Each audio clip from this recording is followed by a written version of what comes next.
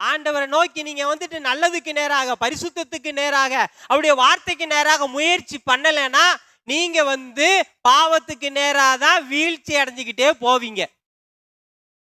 வீழ்ச்சி அடைந்தால் தண்டனை 2 மடங்கு கர்த்தருடைய வார்த்தை சொல்லுகிறது. மத்தேயு 25ஆம் அதிகாரம் 29ஆம் வசனத்தை நாம் பார்ப்போம் என்று சொன்னால், உள்ளவனோ அவனுக்கு கொடுக்கப்படும். என்ன கொடுக்கப்படும்? என்ன கொடுக்கப்படும்? எல்லாமே எல்லாமே. உள்ளவனவனோ என்ன உள்ளவன்? மனசு உள்ளவன். நம்ம இதை எப்படி தெரியுமா சொல்லுவோம்?